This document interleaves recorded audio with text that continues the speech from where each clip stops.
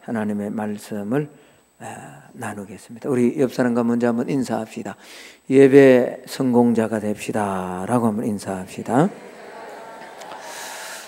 예배 승리하는, 예배 성공하는 오늘 예배로 올라온 우리 모두가 될 수 있기를 예수님 이름으로 축복합니다. 우리가 신앙생활할 때 언제나 변함없는 공식 하나가 있습니다. 그것은 우리가 예배 드린 만큼 믿고 예배 드린 만큼 삶을 살아간다라는 겁니다. 다시 말하면 우리 예배의 수준이 곧 신앙의 수준이고 믿음의 수준이고 인격의 수준이고 내가 예배 드리는 수준이 나의 삶의 수준이다라는 겁니다.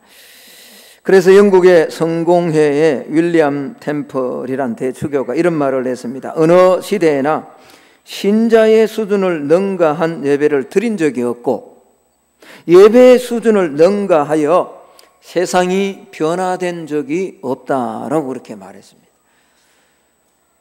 성도가 얼마만큼 예배 수준에 올라가느냐, 그 예배 수준만큼 세상은 변화되고 세상은 바뀌어질 수 있다라는 거죠. 여러분, 우리 자신들을 돌아봐도 우리가 잘 알 겁니다. 저와 여러분이 가장 믿음이 좋을 때가 언제입니까? 예배를 잘 드릴 때가 가장 믿음이 좋은 때다라고 인정할 겁니다. 교회 가기가 좋아지고 말씀 듣기를 사모하고 예배를 사랑할 때, 그때 우리의 믿음이 가장 좋은 때 아니었습니까? 성령이 충만한 때고 하나님 만나기를 즐거워하는 그때가 나의 믿음이 가장 최고조에 있을 때 아닙니까? 예배는 우리의 믿음을 측정하는 영적인 척도임에 틀림이 없습니다. 그래서 히브리서 기자는 믿음과 예배를 연관시켰습니다. 히브리서 11장 4절에 믿음으로 아벨은 가인보다 더 나은 제사를 하나님께 드림으로 의로운 자라 하는 증거를 얻었으니 하나님이 그 예물에 대하여 정언하심이라. 그가 죽었으나 믿음으로서 지금도 말한다. 비록 형에게 돌로 쳐서 죽임을 당했지만 그가 온전한 예배를 드리고 그 예배는 곧 그의 믿음을 드러내고 있다라고 히브리서 기자가 말씀하고 있습니다. 여러분, 우리 생의 최고의 가치가 뭘까요? 하나님 앞에 온전한 예배를 드리는 것이 저와 여러분의 인생의 가장 중요하고 고귀하고 최고의 가치가 되어야 됩니다. 다윗도 시편 27편 4절에 내가 여호와께 바라는 한 가지 일 그것을 구하리니 곧 내가 내 평생에 여호와의 집에 살면서 여호와의 아름다움을 바라보며 그의 성전에서 사모하는 것이다 라고 말합니다. 무슨 말이냐? 다윗의 최고의 가치가 바로 하나님 앞에 온전한 제사, 오늘로 이야기하면 하나님 앞에 온전한 예배를 드리는 것이 다윗의 최고의 가치였다라는 겁니다. 그래서 오트란트라는 목사님은 이런 이야기를 했습니다. 예배는 인간이 하는 일 중에 가장 숭고한 것이고 가장 가치 있는 행위이다. 21세기의 최고의 변정가였던 C.S. 루이스라는 분도 그런 이야기를 했습니다. 우리는 자유로워지려고 태어난 것이 아니라 예배하려고 이 땅에 태어났다라고 그렇게 고백했습니다. 그렇습니다. 성도의 삶의 중심은 예배가 되어야 됩니다. 성도는 예배로 하나님께 영광을 돌리고 예배를 통해 영과 육이 새롭게 되고 은혜를 받고 또 샘을 얻어야 됩니다. 그러므로 예배는 하나님의 백성들에게 이 세상 그 어떤 일보다 가장 중요한 일이고 삶의 근본으로서 예배의 성공은 신앙생활의 성공이 될 수 있습니다. 반대로 예배를 실패하면 곧 신앙과 삶은 실패할 수밖에 없다라는 거죠. 그러므로 참된 예배를 드리는 것은 곧 성도의 복된 생활과 연결되어짐을 우리는 알 수가 있습니다. 그러므로 저와 여러분의 예배가 살아날 때 저와 여러분의 영혼이 살아날 줄로 확신합니다. 저와 여러분의 예배가 살아있을 때 여러분의 가정이 살아납니다. 우리의 예배가 살아날 때 우리 교회가 말씀만 해서 살아날 줄로 믿습니다. 예배가 그만큼 중요하다라는 겁니다. 여러분, 오늘 우리가 드리는 이 예배는 구약의 제사 제도와 연결되어져 있습니다.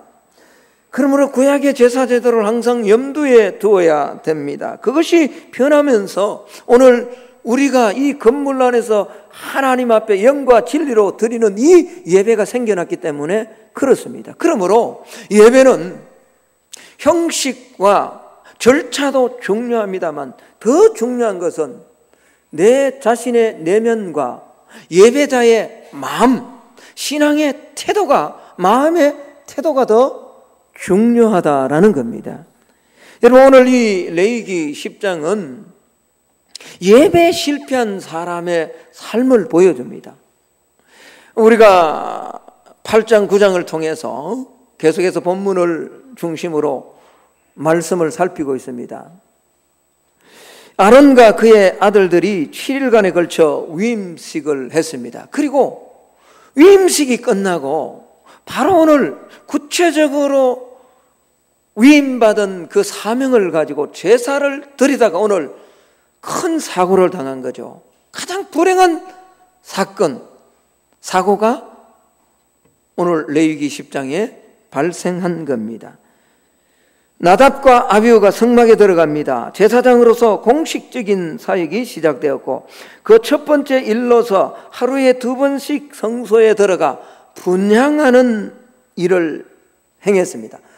여러분, 이 분향한다라는 말은요, 성막 안에 향을 피우는 것을 말하는데 제사장들은 아침과 저녁에 한 번씩 들어가 성소에서 끊이지 않고 향이 타오르게 했습니다. 향은 끊어지면 안 됩니다.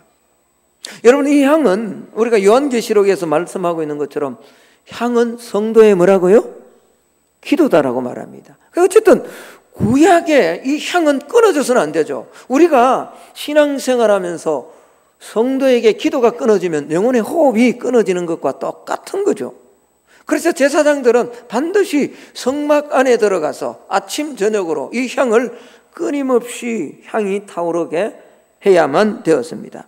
그런데 이 일에는 반드시 지켜야 하는 규례가 있었습니다. 그것은 다름이 아니라 하나님께 아론이 제사 드릴 때 하늘로부터 불이 내렸는데 그 불씨를 가지고 향을 피워야 됐다는 겁니다. 다른 불을 사용해서는 안 되었다라는 겁니다. 그런데 오늘 본문 1절 2절에 보면 나답과 아비후가 하나님이 명하신 원래 그 불, 하나님이 처음에 제사를 드릴 때 주셨던 그 불로 드리지 못하고 다른 불을 가지고 들어가서 향을 피웠는데 그 향이 타는 순간에 하늘로부터 불이 내려 그 예배자, 제사 드리는 나답과 아비후를 쳐서 죽였다라는 거예요. 비극적인 사건이죠. 가장 어쩌면 불행한 사건인지 모릅니다. 제사를 드리는데, 예배를 드리는데 죽임을 당한 거죠. 자, 오늘 1절, 2절 말씀을 우리 한번 읽어보겠습니다. 눈을 크게 뜨세요. 일주일 동안 얼마나 세상에 좋은 걸 잡수고 오셨는지 서른도 하기 전에 벌써 눈이 십수명이 감기고 있습니다. 한 주간 이렇게 했던 긴 연휴를 갔다 오면 정상이 나타나요. 자, 1절 2절입니다. 눈을 크게 뜨세요. 잠이 오시는 분은 큰 소리로 여러분이 한번 읽어봅시다. 1절 2절입니다. 시작.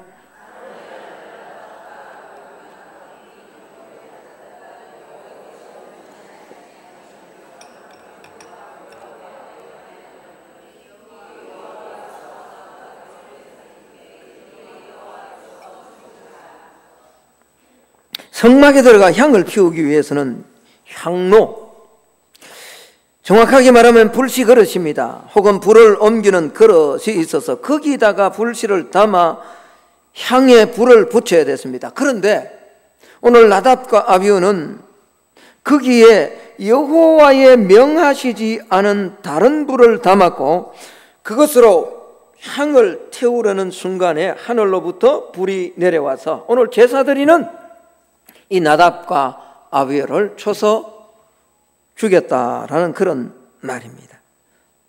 잘못된 예배, 잘못된 제사, 하나님이 명하지 않는 제사를 드림으로, 다시 말하면 예배의 실패가 인생의 죽음을 가져왔다라는 그런 말씀이죠.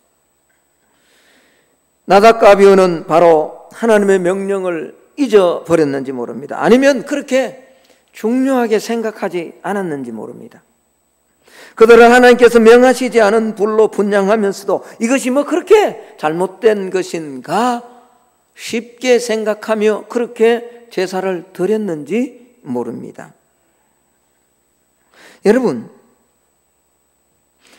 예배는요, 하나님께서 이르신 방법대로, 하나님의 말씀대로, 하나님께서 원하는 대로 드려져야만 됩니다. 오늘 본문은 인간들이 자신의 방법으로 아니면 별 뜻이 없이 혹은 별 생각 없이 드리는 예배를 하나님께서 강력하게 거부하신다는 것을 보여주십니다. 다시 말씀드리지만 예배는 철저히 하나님이 명하신 대로 드려야 하나님이 기뻐 받으시는 줄로 확신합니다. 하나님은 오늘도 찾고 계십니다. 요한복음 4장에 영과 뭐로? 진리로 예배하는 자를 찾고 계신다. 영이신 하나님과 코드를 맞춰 인간적인 예배가 아닌 영적인 예배로 내 생각이나 세상의 방식이 아닌 진리의 말씀대로 예배하는 자를 하나님은 찾으시고 그 예배를 하나님은 받으신다라는 겁니다. 따라서 나답과 아비후가 다른 불로 분향했다라는 것은 그들의 예배가 진리로 드리는 예배가 아니었다라는 그런 말입니다. 내가 원하는 예배, 내 방식의 예배, 자신이 중심이 된 예배, 이도 저도 아닌 아무런 생각도 없고 별 뜻이 없이 그렇게 드리는 그 예배 하나님 거부하셨다라는 그런 말입니다. 예배는 하나님의 말씀대로 하나님의 중심이 되어야 됩니다. 우리의 예배 안에는 예수 그리스도가 함께 하셔야 되고 예수의 보혈이 예배의 중심에 자리 잡아야 됩니다. 무슨 말이냐 하니까 부족한 모습, 있는 모습 그대로 왔지만 내 의가 아니라 주님의 의로움을 의지하면서 주의 도움과 주의 은혜를 기대하면서 드리는 그 예배를 하나님이 받으신다는 거죠.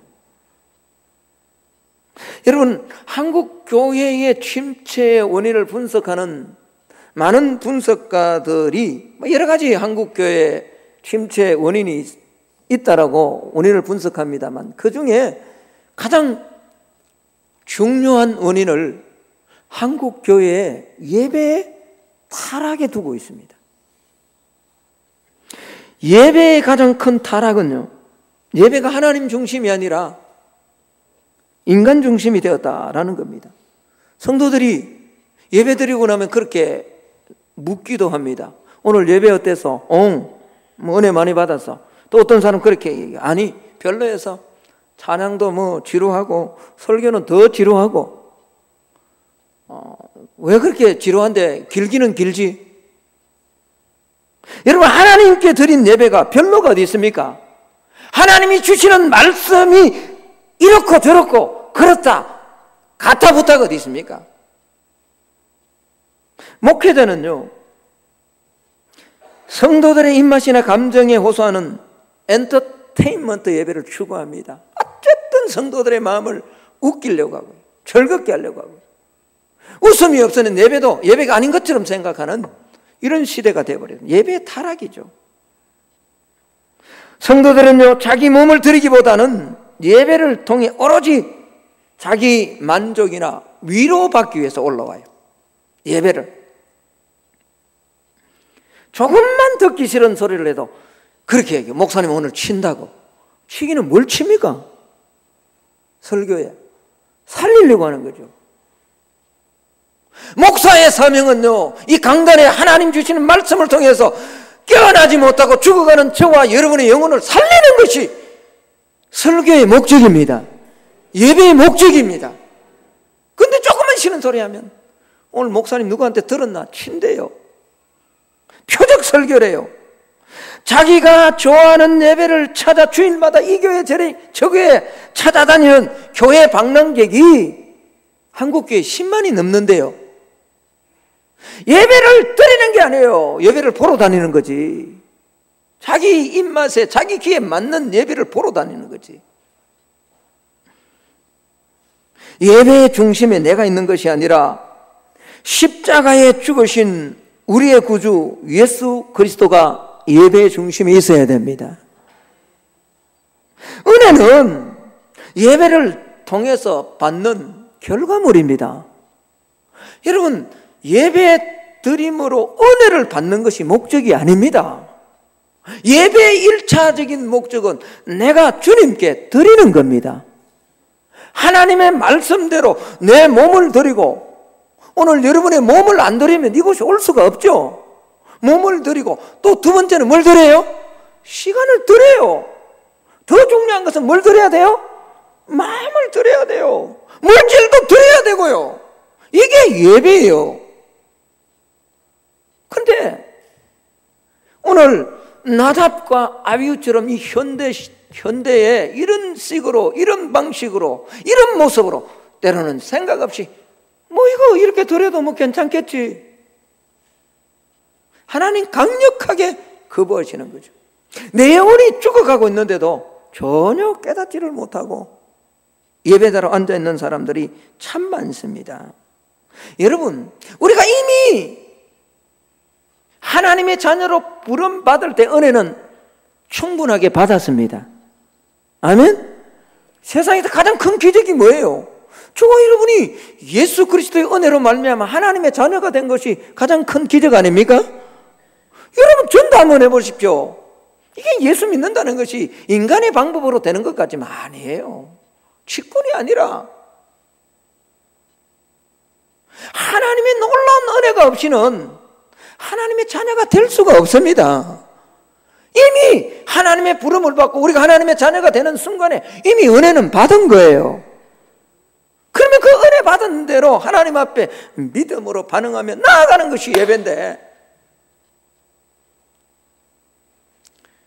오늘 나답과 아비후는 하나님이 명하신 방법이 아니라 자기 방법으로 다른 불을 가지고 예배하다가 예배 실패자가 되고 말았다라는 거죠. 여러분, 예배는 행복해야 되지만 느낌이 좋아야 행복한 예배는 절대로 아닙니다. 많은 사람들이 느낌이 좋아. 하나님이 기뻐하는 예배를 추구해야지 느낌이 좋은 예배를 추구해서는 안 되는 거죠. 자기 마음에 맞는 말, 그런 이야기를 들으면 목사님 은혜 받았다고. 은혜 받은 것은 그게 아니에요. 은혜 받은 것은 그 말씀을 듣고 삶이 변화될 때 은혜 받은 거죠. 하나님이 나에게 무엇을 하라라고 하시는 그 말씀을 깊이 듣고 그렇게 할 수 있도록 우리의 마음과 시간과 정성을 주님 앞에 드리며 감사하고 찬양하는 것이 하나님이 받으시는 예배인 줄로 믿습니다. 나답과 아비후는 하나님의 중심, 하나님의 말씀, 하나님의 명령대로 예배를 드린 것이, 제사를 드린 것이 아니라 각자 자기의 방식, 인간의 방법, 다른 불을 드림으로 예배의 실패자가 되었다라는 거죠. 여러분, 오늘은 저와 여러분 하나님 중심적으로 하나님의 말씀대로 예배에 성공하는 신앙의 삶을 살아갈 수 있기를 예수님의 이름으로 축복합니다. 또 하나, 나답과 아비후가 하나님이 받으시는 예배를 드리지 못한 예배의 실패자가 될 수밖에 없던 이유 하나는 9절에 나옵니다. 자, 우리 9절을 한번 읽어보겠습니다. 9절요. 같이 한번 읽어봅니다. 시작. 너와 내 자손들이 회막에 들어갈 때는 포도주나 독주를 마시지 말라. 그리하여 너희 죽음을 면하라. 이는 너희 대대로 지킬 영영한 규례라. 여러분, 이 말씀에 비추어 볼 때에 나답과 아비후는 술에 취해 있었으면 틀림없습니다. 아마도 나답과 아비후는 추측컨대 자신들이 이스라엘 백성 가운데 특별한 은혜, 택함을 받아 제사장이 되어서 어느 누구도 출입할 수 없는 성막을 출입하게 된 것이 너무 기뻐서 어쩌면 감사함으로 축배를 들었는지 모릅니다. 아니면 아침에 반주로 한잔 했을 수도 있습니다. 여러분, 만약 그들이 술에 취해 있지 않았다면 그들은 맑고 깨끗한 몸과 영혼으로 예배를 드릴 수 있었을 겁니다. 그렇게 예배했더라면 그들은 이 치명적 죄를 범하지 않았을 것이고 그들은 결코 죽임을 당하지 않았을 겁니다. 그러나 그들은 술에 취해 거룩한 직무를 수행할 자격을 잃고 말았다라는 겁니다. 정신이 혼란되고 영적 분별력이 둔하여져서 제사장의 임무인, 사명인 거룩한 것과 속된 것을 구별하지 못한 거죠. 오늘 10절을 한번 보십시오. 술 취하지 말라. 술, 독주나 포도주나 독주를 취하고 들어가지 말라라고 하신 다음에 10절에 그리하여야 너희가 뭐하고요? 거룩하고 뭐한 것? 속된 것을 뭐 할 수 있다고요? 분별해. 이게 예배자의 사명이거든.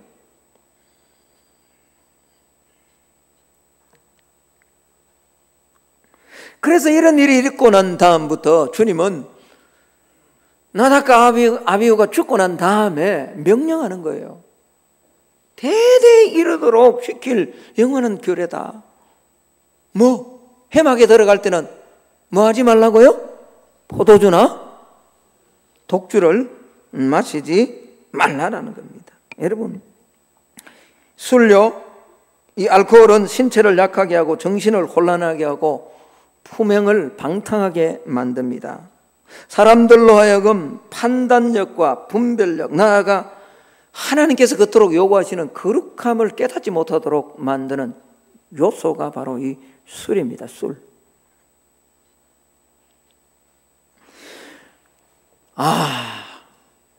교회 안에 예배드리면서 술 먹고 오는 사람들도 있구나, 이런 생각하시면 안 됩니다. 이게 오늘 우리에게 적용할 때는 그렇게 하면 안 됩니다. 혹시 여러분 술 먹고 오신 분 있어요? 도둑놈도 교회 올 때는 옷깃을 여미고 들어오는데 감히, 물론 마음이 그렇고 힘들고 정말 믿음이 어려워서 힘들 때는 술을 드시고 교회 예배자로 들어오는 거, 그거 우리가 이해를 해야죠. 그러나 대부분의 사람은요, 이 낮 예배에, 오전 예배에 술 먹고 들어오지 않습니다. 그러면 오늘날 이 말씀, 포도주나 독주를 회막에 들어가면 절대로 취하지 말라, 영원히 지켜야 될 규례다라고 말씀하신 이유가 뭘까요? 에베소서 5장 18절 말씀은 술 취하지 말라, 이는 방탕한 것이니 오직, 한번 따라 합시다, 성령의 충만함을 받아라. 술 취하지 말라. 술 취하는 것은 뭐한 것이라고요? 방탕한 것이니 성령의 충만함. 그러면 오늘 하나님께서 나답과 아비후의 이 사건을 통해서 술 취하지, 포도주나 독주를 마시고서 회막에 들어가지 말라라는 이 말, 이 술은 우리를 뭐하게 하는 것일까요? 방탕하게 하는 것이에요. 여러분, 우리를 방탕하게 하지 않기 위해서 필요한 것이 뭘까요? 오늘 에베소서 5장 18절이요? 성령의 뭐요? 충만함을 받아야 된다라는 겁니다. 예배자가요, 술이나 다른 그 무엇에 자신의 영혼을 빼앗기면 그가 드리는 예배는 더 이상 하나님 받으시는 예배가 될 수 없다라는 말이죠. 하나님이 받으시는 예배가 안 된다는 말이에요. 여러분, 예배 시간에 조는 것도 마찬가지예요. 이거 정말 피곤해서 조는 거, 그거는 어떡하, 습관적으로 도는 사람 이미 취해버렸어요. 여러분, 얼마든지 예배 드리면서도 다른 것에 빠질 수 있습니다. 아마 여러분들이 한 번쯤은 이런 경험이 있을 거라고 생각하는데, 어느 교회 여성도님이 설교를 듣는 중에 그만 막 빨리 온다고 가스레인지에 빨래를 올려놓고 온 것이 예배 드리는 순간에, 목사님 설교가 시작된 순간에 깨달아진 거예요. 그래서 이 시간부터 막 깨달아진 이 시간부터 설교 시간에 계속 뭐만 생각나냐? 가스와 뭐요? 빨래. 목사님이 설교를 좀 빨리 끝내주면 좋은데, 그날따라 목사님 설교가 자꾸 길어지니까 왜 그렇게 설교가 긴지 계속 머릿속에 뭐요? 가스, 빨래, 불, 화재, 가스, 빨래. 그러다가 목사님 설교 가운데 이렇습니다 라고 하는 소리에 성도들이 은혜를 받아서 아멘 했는데, 아멘 하는 이 순간에 이 여성도가 얼마나 가스 빨래를 아주 깊이 묵상을 했는지 아멘 하는 그 말에 빨래 그랬다 그러죠. 제일 먼저 그것도 목사님 믿습니다 그러니까 아멘 해야 되는데, 얼마나 깊이 빨래에 빠졌으면, 빨래 가스에 생각이 빠졌으면 빨래 그랬다 그러죠. 여러분, 예배 드리면서요 사람에 취해 있고요, 예배 드리면서 일에 취해 있고요, 예배 드리면서 예배 마치고 오늘 어디 갈 것인가 생각에 취해 있는 사람들이 다 술 취한 거예요. 술 취하고 예배 드리는 거예요. 그가 드리는 예배 하나님 받지 않습니다. 그러므로 여러분, 오늘 예배 드리는 저와 여러분이 오로지 하나님께 집중해서 영과 진리로, 성령과 예수 그리스도로 예배에 집중하는 예배의 성공자가 될 수 있기를, 하나님이 받으시는 예배를 드리는 우리가 될 수 있기를 예수님 이름으로 축복합니다. 그런 예배가 있을 때 내 영이 살아납니다. 우리 가정이 살아납니다. 교회가 세워집니다.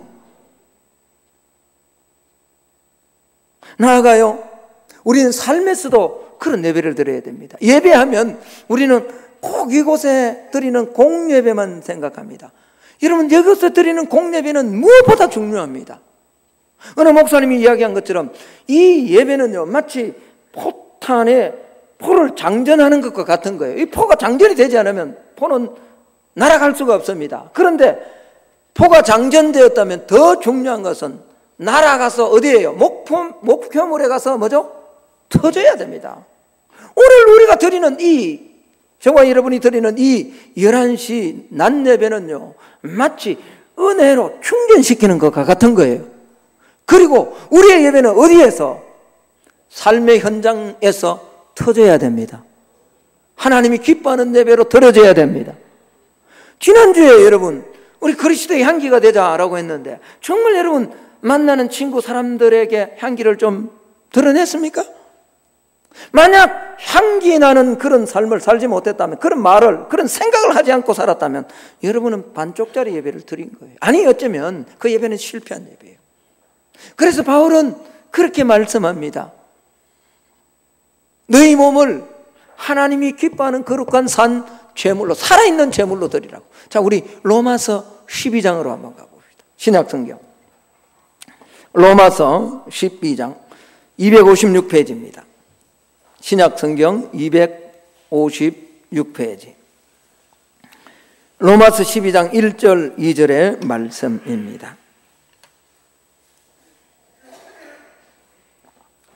우리 함께 읽습니다. 그러므로 형제들아, 내가 하나님의 모든 자비하심으로 너희를 권하노니 너희 몸을 하나님이 기뻐하시는 거룩한 산제물로 드리라. 이는 너희가 드릴 영적 예배니라. 너희는 이 세대를 본받지 말고 오직 마음을 새롭게 함으로 변화를 받아 하나님의 선하시고 기뻐하시고 온전하신 뜻이 무엇인지 분별하도록 하라. 영적으로 취해 있지 말라는 거예요. 오늘 12장 1절에 보면 너희 몸을, 너희 삶을 하나님이 기뻐하는 거룩한 뭐로요? 살아있는 재물. 재물은 다 죽어요.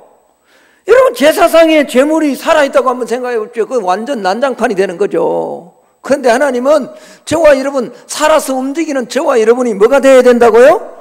제물이 되어야 된다고요. 제물이 되어서 가는 곳마다, 삶에 가는 곳마다 그리스도의 향기를 드러내야 된다는 말이죠. 너희는 이 세대를 본받지 말고 오직 마음을 새롭게 함으로 변화. 이게 수동태로 돼가 있어요. 성령으로 말미암아 성령의 도우심을 받아 우리가 변화되어서 하나님의 선하시고 기뻐하시고 온전하신 뜻이 무엇인지 분별하는 신앙의 삶을 살아가야 된다. 이게 뭐예요? 이게 하나님이 받으시는 포도주나 독주에 취하지 않고 예배자로 살아가는 삶의 모습이라는 거죠.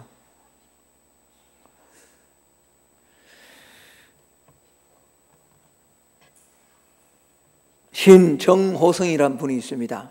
이분이 여러 시를 참 아름다운 시를 많이 썼는데 그가 쓴 시 중에 어느 벽보판 앞이란 시가 있습니다.